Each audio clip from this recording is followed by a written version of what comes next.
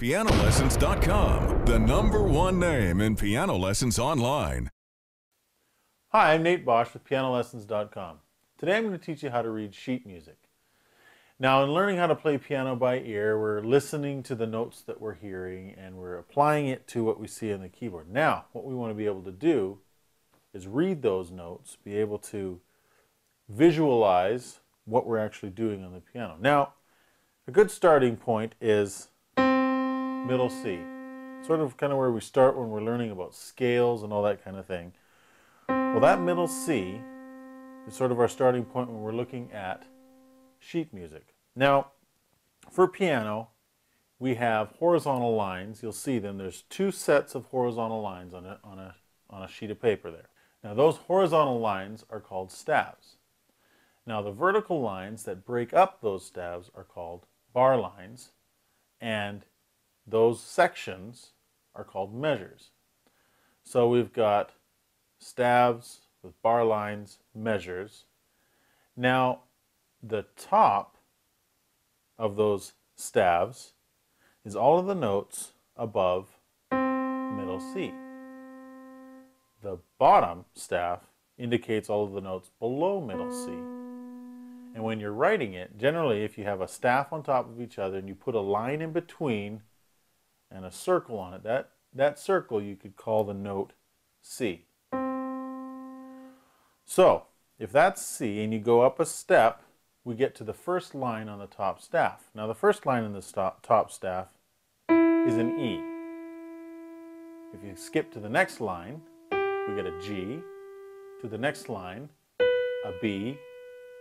The next line, a D, and then an F. Well, you can remember E, G, B, D, F, or to help you remember, just remember this. Every good boy deserves fudge, or food, or whatever you want to put there, but every good boy deserves fudge. So that's the notes that we find written on the lines in the staff. Now, the spaces in between that we find, well, if we can look there on the piano, we see, so the spaces in between are the notes in between those ones right there. So F is the first space, go up, A, then C, then E. So it spells the word face, F-A-C-E. So we have every good boy deserves fudge, and the word face, F-A-C-E. So you're thinking, well, that takes care of all of the white keys. How do we show when we want to, say we want to make a G sharp on there? Well, this is what a sharp symbol looks like. So we would write the note on the G line, and we would put that sharp symbol in front of it. And there you have it. Now, for a flat, we're coming down and we're playing in the key of F, for example, and we have a B flat in there. How would you write that? Well, on the B line, you write a note and you put this symbol in front of it. That is a flat symbol. So, let's review that a little bit. We've got the lines that show us the notes E, G, B, D, and F. Then we have the spaces that show us the notes F, A, C, and E. We've got a sharp symbol. And what that does is, if you want to raise the note, I'll just add another point here. If we're going to raise the G, one semitone, we're going to raise it so that's a sharp.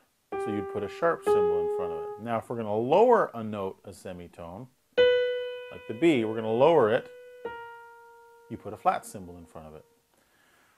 So now we've taken care of all of the notes. But that's just the right hand. Now if we go below middle C, now we get the left hand.